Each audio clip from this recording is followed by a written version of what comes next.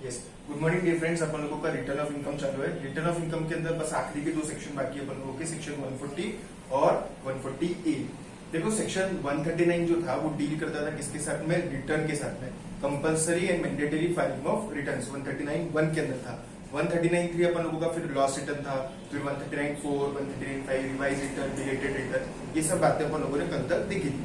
Revise return, belated return के अंदर जो इंपॉर्टेंट बात आप लोगों ने ध्यान में रखने की वो है कि रिवाइज रिटर्न या फिर बिलेटेड रिटर्न की मैक्सिमम टाइम लिमिट क्या है, एंड ऑफ असेसमेंट ईयर और before completion of assessment whichever is earlier. क्या बोला मैंने, जैसे 1920 की अगर आप रिटर्न की बात कर रहे हैं तो 1920 का रिटर्न आप मैक्सिमम कब तक फाइल कर सकते हैं, टिल 31 मार्च 1920 का अगर आप रिटर्न की बात करें तो आप मैक्सिमम इसका रिटर्न कब तक फाइल कर सकते हैं, 31 मार्च 2021। मतलब 19-20 अगर आप लोगों का पीवाई है, 19-20 अगर आप लोगों का फाइनेंशियल ईयर है तो इसका मैक्सिमम रिटर्न आप फाइल कर सकते हैं एंड ऑफ असेसमेंट ईयर 2021, मतलब 31/31/2021 या फिर before completion of assessment whichever is earlier. एक बात। दूसरी बात कि ये रिटर्न तो फाइल हो गया, अब रिटर्न के ऊपर वेरीफाई किसने करना चाहिए। वेरीफाई मतलब सिग्नेटरी कौन रहना चाहिए, सिग्नेचर कौन करने वाला है। अगर इंडिविजुअल का रिटर्न है, ऑफकोर्स कौन उसके ऊपर साइन करने वाला है, इंडिविजुअल हिमसेल्फ। अगर इंडिविजुअल सपोज दूसरे देश में और यहाँ पे सपोज साइन नहीं कर सकता, वेरीफाई नहीं कर सकता रिटर्न को, तो फिर कैसा, वो इंडिविजुअल ने जो पर्सन को यहाँ पे ऑथराइज करके रखा हुआ है वो व्यक्ति। क्या बोला मैंने, वैसे इंडिविजुअल का रिटर्न किसने वेरीफाई करना चाहिए, इंडिविजुअल हिमसेल्फ। अगर वो देश के बाहर है तो उसने जिसको ऑथराइज करके रखा हुआ है उसको रिटर्न वेरीफाई करना चाहिए। वेरीफाई मतलब ई वेरीफाई सिस्टम रहता है इनकम टैक्स रिटर्न के अंदर। आपके मोबाइल के ऊपर एक आधार लिंक, मोबाइल के ऊपर एक ओटीपी आता है, वो ओटीपी अपने को सिस्टम में डालना पड़ता है। इसको अपन वेरिफिकेशन ऑफ रिटर्न बोलते हैं। या फिर दूसरा तरीका क्या है, hard copy of return should be sign and that sign return need to be send to centralised processing centre Bengaluru. दो तरीके हैं वेरीफाई करने के, एक तो साइन करके कॉपी भेजो या फिर मोबाइल ओटीपी द्वारा उसको वेरीफाई करो। ये तो हो गया, इंडिविजुअल खुद करना चाहिए। देश में नहीं है इंडिविजुअल, तो उसने जो पर्सन को ऑथराइज किया है, हॉस्पिटल में है, बहुत एकदम क्रिटिकल कंडीशन में, साइन नहीं कर सकता, ओटीपी नहीं दे सकता, तो वो व्यक्ति ने जिसको ऑथराइज किया है उसने वो रिटर्न को वेरीफाई करना चाहिए। अब माइनर का रिटर्न रह सकता क्या, माइनर का पैन कार्ड रह सकता क्या, माइनर का डीमैट अकाउंट रह सकता क्या, माइनर सभी चीजों के लिए एनरोल हो सकता। लेकिन क्योंकि माइनर को अपन लोग अनजान समझते तो उसका रिटर्न कौन वेरीफाई करने वाला है, गार्डियन। ठीक है, माइनर का गार्डियन। उसके बाद में ये सब बातें दिए भी, देखो अपन लोगों को return to be verified by home section 140। उसके अंदर इंडिविजुअल है तो इंडिविजुअल खुद, इंडिविजुअल अगर देश के बाहर है, साइन नहीं कर सकता, तो उसने जो व्यक्ति को ऑथराइज किया है वो खुद। अगर वो इंडिविजुअल मेंटली इनकैपेसिटेड है तो व्यक्ति का ऑथराइज मतलब गार्डियन। जैसे मेंटली इनकैपेसिटेड मतलब दिमागी तौर पे वो संतुलित नहीं है, वो उसका जो गार्डियन उसकी जो देखभाल करता वो खुद। अगर माइनर व्यक्ति है तो उसके अंदर भी गार्डियन ही रहेगा।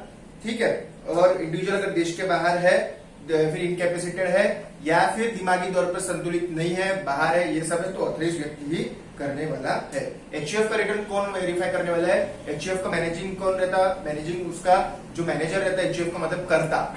ठीक है ना, तो कर्ता साइन करता उसके ऊपर, एचयूएफ के अंदर कर्ता। उसके बाद में फर्म अगर है तो मैनेजिंग पार्टनर अवेलेबल नहीं है तो कोई भी पार्टनर उसका साइन कर सकता। क्या बोला मैंने, फर्म है तो मैनेजिंग पार्टनर अवेलेबल नहीं है तो कोई दूसरा पार्टनर भी कर सकता। एचयूएफ है तो उसके अंदर कर्ता, अगर कर्ता अवेलेबल नहीं है तो कोई भी एडल्ट मेंबर ऑफ फैमिली। बहुत ही इंपॉर्टेंट, इसके ऊपर बहुत बार एमसीक्यू आता कि एचयूएफ का रिटर्न कौन साइन कर सकता है, वैसे तो नॉर्मल सर्कमस्टेंसेस में कर्ता। एचयूएफ का मैनेजिंग जो रहता है वो कर्ता रहता। कर्ता अवेलेबल नहीं है, बीमार है, देश के बाहर है, कोई भी adult member of family, may be male और female. I repeat this, HUF का साइन करने वाला है कर्ता अवेलेबल नहीं है, कोई भी adult member of family. Minor तो साइन कर ही सकता, माइनर खुद के रिटर्न को तो साइन नहीं कर सकता, तो एचयूएफ के अंदर अगर माइनर है तो वो भी साइन नहीं कर पाएंगे, एडल्ट मेंबर ऑफ फैमिली करने वाला है। एलएलपी है, देखो इनकम टैक्स के अंदर एलएलपी को किसके प्रोविजंस एप्लीकेबल रहते हैं, बहुत बार एमसीक्यू पूछते हैं कि एलएलपी को फर्म जैसा ट्रीट करेंगे कि कंपनी जैसा ट्रीट करेंगे। एलएलपी का पूरा अगर आप फुल फॉर्म देखें तो लिमिटेड लायबिलिटी पार्टनरशिप, तो LLP is treated as a partnership. Income tax में एलएलपी को सारे कौन से नियम कानून लगने वाले हैं, पार्टनरशिप के, कंपनी के नहीं बेटा, कंपनी के नहीं, पार्टनरशिप के सब नियम कानून लगने वाले। एलएलपी के अंदर जैसे पार्टनरशिप में मैनेजिंग पार्टनर था, एलएलपी के अंदर डेजिग्नेटेड पार्टनर अवेलेबल नहीं है तो एनी पार्टनर। ठीक है, उसके बाद में और भी चीजें दी हुई है। सबसे इंपॉर्टेंट उसके अंदर है कि कंपनी का कौन साइन कर सकता, कंपनी का जनरली मैनेजिंग डायरेक्टर, और मैनेजिंग डायरेक्टर अवेलेबल नहीं है तो any other director can sign the return. ठीक है, कंपनी के ऊपर सपोज लिक्विडेशन की प्रोसीडिंग्स चालू है, लिक्विडेटर अपॉइंटेड है तो लिक्विडेटर ही साइन करने वाला है। इंसॉल्वेंसी की प्रोसीडिंग्स चालू है तो इंसॉल्वेंसी प्रोफेशनल जो कि एज गुड एज रिसीवर जैसा उसके ऊपर अपॉइंट किया जाता है कोर्ट द्वारा, तो वहां पे इंसॉल्वेंसी प्रोसीडिंग्स का जो ऑफिसर है वो साइन करने वाला है। तो क्या क्या सीखा मैंने, इंडिविजुअल का रिटर्न कौन वेरीफाई करता, इंडिविजुअल हिमसेल्फ, नहीं है तो ऑथराइज्ड पर्सन। माइनर का रिटर्न गार्डियन, अगर इंडिविजुअल इनकैपेसिटेड है मेंटली तो भी उसका गार्डियन या फिर ऑथराइज्ड पर्सन। उसके बाद में फर्म है मैनेजिंग पार्टनर, मैनेजिंग पार्टनर नहीं है तो एनी अदर पार्टनर। कंपनी है मैनेजिंग डायरेक्टर, मैनेजिंग डायरेक्टर नहीं है तो एनी अदर डायरेक्टर। एलएलपी है मैनेजिंग या sorry designated partner, designated partner नहीं है तो एनी अदर पार्टनर। एचयूएफ है, इंपॉर्टेंट है, एचयूएफ है कर्ता उसके लिए रहेगा, और कर्ता अवेलेबल नहीं है तो any other adult member of the family. Company के ऊपर इंसॉल्वेंसी प्रोसीडिंग्स है तो उसका ऑफिसर, लिक्विडेशन प्रोसीडिंग्स है तो लिक्विडेशन वाला ऑफिसर साइन करने वाला है।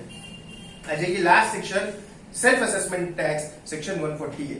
सेल्फ असेसमेंट टैक्स मतलब क्या है, रिटर्न के साथ में आपको टैक्स भी भरना है, tax including late fee, tax including all types of interest under section 234A, 234B, 234C। तो जब मैं रिटर्न भरने वाला हूँ 140 के अंदर मैं अगर देख रहा तो मैं रिटर्न के साथ में सिर्फ कागज थोड़ी दाखिल करने की, रिटर्न के साथ में मुझे टैक्स भरने का है, मुझे इंटरेस्ट भरने का है, मुझे लेट फी भरने की है, ये सब मुझे भरने का है थ्रू चलान। ई चलान भरना कंपलसरी है, चलान के अंदर पैन नंबर डालना कंपलसरी है। मैंने खुद की मेरी इनकम डिक्लेयर करी, वो इनकम के ऊपर सिस्टम आपको कैलकुलेट करके टैक्स देगा, इंटरेस्ट देगा अलग अलग सेक्शन में 234A, 234B, 234C और लेट फी भी देगा। तो ये सब चीजों को मिला के मुझे सेल्फ असेसमेंट टैक्स देने का है। तो सेल्फ असेसमेंट टैक्स भरते समय सपोज मैं सेल्फ असेसमेंट टैक्स मुझे भरना था 1 लाख रुपए, 1 lakh includes interest, late fee and everything, tax, late fee and interest. मैंने सपोज भरा 80,000 रुपए, तो ये 80,000 रुपए पहले कहा जाएगा, पहले लेट फी, फिर इंटरेस्ट, बचा कुचा टैक्स।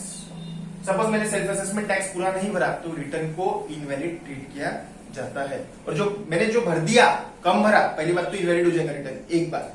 दूसरी बात जो मैंने कम भरे हुआ है, दूसरी बात जो मैंने कम भरे हुआ है वो पहले किसके तरफ एप्रोप्रिएट होगा, पहले लेट फी, बाद में इंटरेस्ट, बाद में टैक्स। आ जाइए section 140A, payment of tax, interest, late fee before furnishing of return of income. Where any tax is payable by the SSE or any return required to be furnished under section 139, taking into account the amount of tax already paid, TDS जितना भर दिया उतना कम भरना पड़ेगा। उसके बाद में TDS, TCS जो या फिर TDS, TCS, सेक्शन 89 का रिलीफ, जो भी सब आपको जो छूट मिलने वाली है वो सब माइनस कर देना, बचा हुआ जो अमाउंट है वो अपने को भरना पड़ेगा। समझ में आ रहा क्या, और वो अपने को चालान से भरने का है। और सपोज आप लोगों ने कम भरा, सेक्शन 140A सबसेक्शन 1, अगर आपने कम भरा अमाउंट तो वो जो कम भरे हुआ अमाउंट है that is to be appropriate first towards the late fee, then towards the interest and then if any amount is remaining you need to appropriate it towards the tax. समझ में आ रहा है क्या। और ये जो इंटरेस्ट है इसके अंदर क्या रहता है, 3 तरीके के सेक्शन है, मैंने कल भी बताया था आप लोगों को, 234A, 234B और 234C अलग अलग तरीके के इंटरेस्ट अपने को देना पड़ते।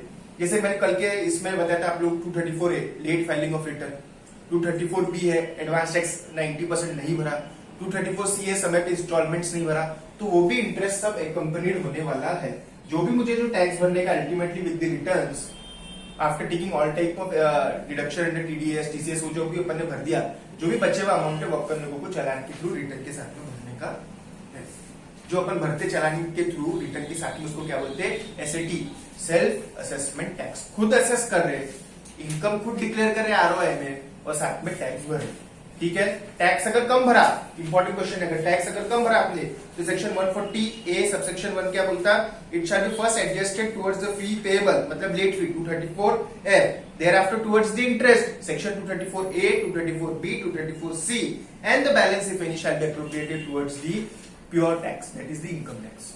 अब ये इनकम टैक्स के अंदर सर वो आएगा कि सरचार्ज हमारा 4% का, हाँ वो भी आएगा। समझ में आ रहा है ना, वो जो सरचार्ज अपन 4% मिलाते हैं ना हर बार इनकम टैक्स के साथ में, वो भी आने वाला है, इसके लिए इंटरेस्ट भी आने वाला है, लेट फी भी आने, फाइनल अमाउंट जो भी है वो आपको भरना पड़ेगा चालान के थ्रू। ये चालान भरना कंपलसरी है। समझ में आ रहा क्या। और जब अपन लोग टैक्स जो अपने आने वाले भरने को, उसके बाद अपन TDS, TCS जो क्रेडिट मिल गया अपने को ऑलरेडी, जो अपन ने ऑलरेडी भर दिया उसको माइनस करके बच्चा कुछ अमाउंट रहेगा 89 सेक्शन 89 का जो रिलीफ रहता है सैलरी इन एरियाज अगर मिलता है उसका भी रिलीफ लेना पड़ेगा। रिलीफ के लिए नया सेक्शन आया हुआ है, आप लोग पढ़ सकते हैं, मैंने नोट के आखिरी में दिया हुआ है न्यू करके। 89 का भी रिलीफ लेना है, टीडीएस का भी रिलीफ लेना है, टीसीएस का भी रिलीफ लेना है। ये रिलीफ क्यों लेना है? क्योंकि अपन ऑलरेडी पहले ही टैक्स नहीं दिया। ठीक है, तो अपना सेक्शन हो गया 148। ठीक है, थैंक यू।